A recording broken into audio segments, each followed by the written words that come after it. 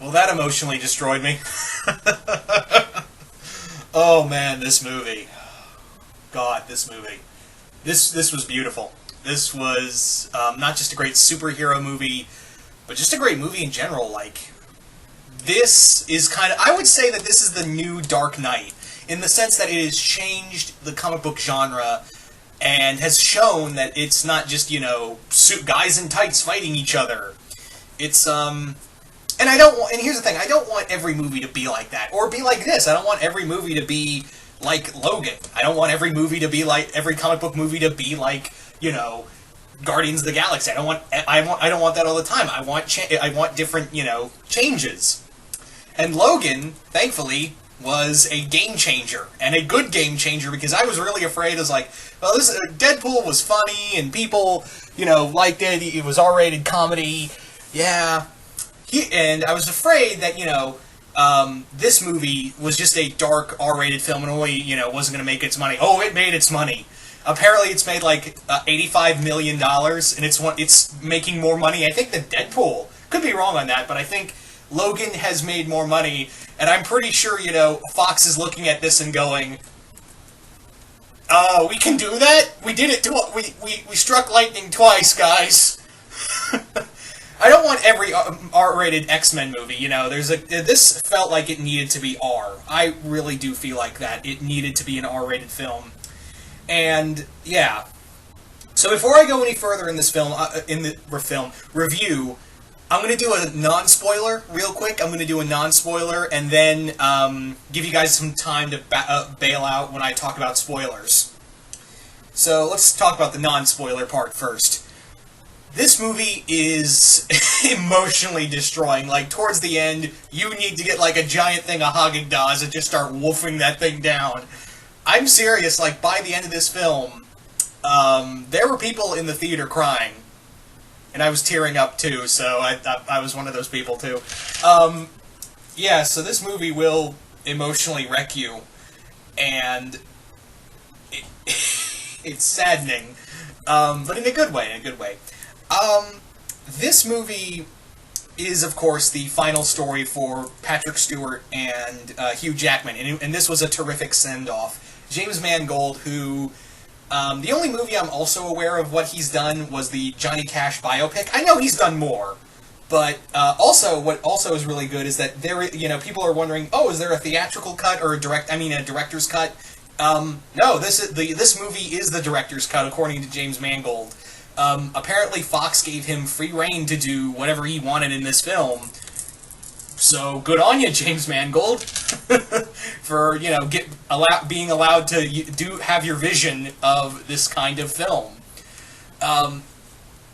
Now, this movie, like, a lot of people are wondering, when it feels a little awkward when Charles Xavier says fuck, or Logan says, well, it's not as bad as when Logan says fuck, but whenever Charles Xavier says fuck. But you have to understand, both of these characters at this point in their lives are just emotionally broken and even psychologically damaged, especially on Xavier's part. And this whole film is them trying to find their hope again. They've, lost everything. Mutants are gone. It's just literally them, and they don't even like each other at this point. And it's saddening, really. It really is depressing. But yeah, and then along comes X-23, Laura, and the two of them, join together to, go on this road trip to save her, because he's given, Xavier's been given hope. And, of course, Logan isn't really feeling that. Of course, this movie, for R-rated, for, violence, man. And, again, if you ever wanted to see Wolverine just gut people, you're gonna get that in tenfold. I will agree with what my friend Ivan said in his review, that the first fight is a little too up close, like, the up-close shots. It's a little janky. The first time you see people die in this film is a little janky. And what I mean is it's very, the camera kind of goes in different angles and you can't really focus on anything. But it gets better in the other ones. It gets a lot better when it gets a little widened out. But it's that first one that's a little bit, that makes you go, is that going to be the whole movie? Thankfully it's not. And what I like about this film is that it's just, man, I could gush over this film all day. So, do I recommend this film? Fuck yeah, I do. I fucking recommend this movie all day. This is not just a comic book film. This is a film that I feel like has Oscar-worthy potential. And I will openly say, if this movie just does not, at least not get a nomination, I'm not saying for like Best Picture or whatever, but at least an Oscar nomination for something, then I'm gonna feel like y'all a bunch of asshats. I mean, I know you are, especially after what happened this year. You know, mistaking, trying to say La La Land was better than Moonlight. Get the fuck out of here. Glad Moonlight won. I'm emotionally destroyed. Hey, Pop. I can't go on. So Dad's here. Dad, do you have any words to say for this movie? Greetings, humans. You actually weren't excited for this. I was not. I was not excited. I was not really, looking forward to it, but yet, I was pleasantly surprised. Although I'm emotionally crippled at this point. Yeah, I glanced at you towards the end, and you were like tearing up. No, definitely not tearing up. But you were kept wiping your eyes, like. That has nothing to do with tearing up. Sure. But anyway, no, I wasn't that emotional about it. But I mean, yeah. There were people crying, though. You could hear it in the theater. Yes, I could hear sobbing. The soft, pathetic sounds of people sobbing for Charles and Logan and all those things. You know what I think, though? I think that... Well, don't try to spoil anything. This is still the non-spoiler. Okay, well, if you're Charles, you have to wonder, what was it all for? And that's all I'm going to say about that. Yeah. Also, you're holding that upside down. My lightsaber, and also I think the battery's dead. Unfortunately. Well, great. Then it won't kill me. He has my lightsaber. Yeah. Well, I mean, it's just the thing. The hilt. Yes, the hilt of the lightsaber, which clearly is malfunctioning. Yeah. But yet, I digress. Anyways, good. We saw some good previews for stuff we want to see. We're excited for. Well, there wasn't a Kong preview, but we're excited for that. And what did we say we wanted to see? Life. Oh yeah, and which basically Ridley Scott should be suing the pants off. If anything, John Carpenter. It looks more like The Thing, doesn't it? Either way, it's a, it looks and feels like a reboot, which it's not, but it is. And anyway, and then what was the other thing that we thought we'd go see? That was about it, really. Oh, Alien Covenant. Yeah, Alien Covenant. Yeah, I want to see that. Anyway, besides that, the next big thing we're gonna watch and we'll review is Kong. We'll watch that and we'll do a review together. Anyway, adios, humans. I'm off. I will go elsewhere. Anyway, well, bye then. Bye. My father.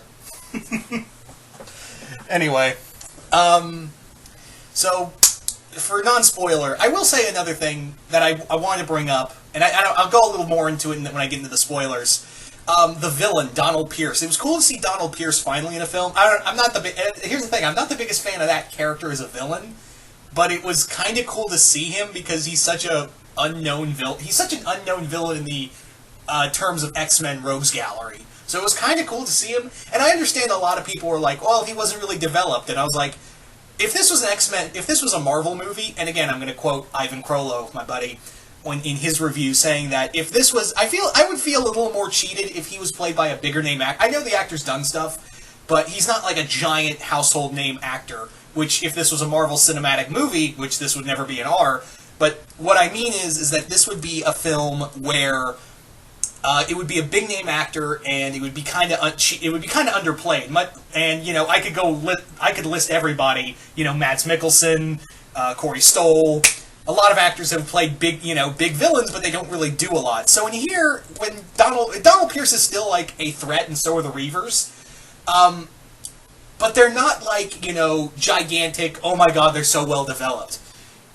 Which I feel like, yeah, this is not their story. This is not your typical comic book villain story. This is a story of this is a character piece for Logan, Charles, and Laura. So I feel like that's okay. So I feel like that's the better form for it. that's why I'm okay with why Pierce and the Reavers didn't really get a lot of screen time. Well, they got a lot of screen time, but they weren't developed. There's the better word. Yeah. So this is, like I said before, this movie is fucking brilliant. Go see it, but be prepared to cry your eyes out. Anyway, so there you go. There's my non-spoiler half. So I'll give you guys a couple seconds to bail out, so I can talk about the spoilers.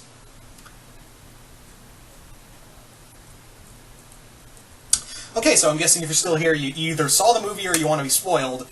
Yeah, so let's talk about what's going on with Charles. Charles has, in the movie, he's gotten so old that he is developing the fuck, can't talk. He basically, his brain is like is degenerating, and his powers will flare out of control. And it leads to one of the coolest scenes in the film, which is Logan in this hotel, this like casino/hotel, and they've frozen all these members of the Reavers, and Logan is just like fighting his way through it and just killing everyone on the way up there. Oh, that is great. So the other thing I want to talk about is that, and this is something I didn't realize because I was so wrapped up in the film, I didn't think about it until the ride home, that I was like, oh my god, did they just say Xavier killed the X-Men by accident? Because they bring up a moment in over the radio where they say, people had this paralysis, and this mysterious case hadn't happened before since Manchester several years back, where it killed several and Logan cut the radio off, and then it didn't dawn on me for a moment, and then it wasn't until the ride home I was like, oh my god, Charles killed the X-Men. And that really has to fuck with you, really, where, this guy who had, both Logan and Charles were these two larger-than-life heroes, and now they have just literally destroyed everything. They have literally destroyed everything themselves, and Logan is doing everything to protect Charles, and he can't bear the thought of telling Charles that he single-handedly destroyed everything he built because of his own body was betraying him. That has really got to mess with that would really just mess you up, wouldn't it? Yeah. So that's the big thing here. The actress playing Laura is just fantastic. And it's kind of interesting that I think we only get to see the foot claws once. Maybe I missed it, but the foot claws only come out in one scene, maybe two. But maybe I missed it. But I love the dynamic between her, Charles, and Logan, and the three of them kind of having this, family for a moment. And, it's just a great dynamic between the three of them of just going on this road trip, even though Logan pretty much thinks for the majority of this film that it's kind of futile, really. The other thing I want to talk about is the X-24, the Wolverine clone, which,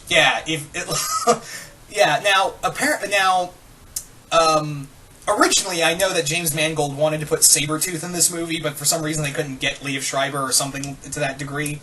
But, it's very clear from the hairstyle that the Wolverine clone had that, it was supposed to be Sabretooth. But, on the other hand, I'm kind of okay with Wolverine pretty much fighting himself, because he's fighting the animal he was. He's fighting in a way, he's fighting himself, which is the one thing he's always done for his life. He has always, done battle with himself. He is his own worst enemy, so it in a weird way, kind of makes sense that the last enemy he has to face is himself. Yeah. So I was like, it would have been cool. This is Hugh Jackman's last Wolverine movie. It would have been cool to see Sabretooth. But on the other hand, when you think about it like that, when you think about, the X-24 clone, and how that whole thing plays out, you're like, yeah, I'm kind of at peace with it, really. I mean, would I have liked to see Sabretooth as, the final villain? Yeah. On the other hand, though, when you really think about what the X-24 clone is and what it means to Logan as a character, then you're like, oh, yeah, I'm at peace with this. Um, God, I could talk about this movie all day. I honestly could talk about this movie all goddamn day. And I would just find more and more good things about it.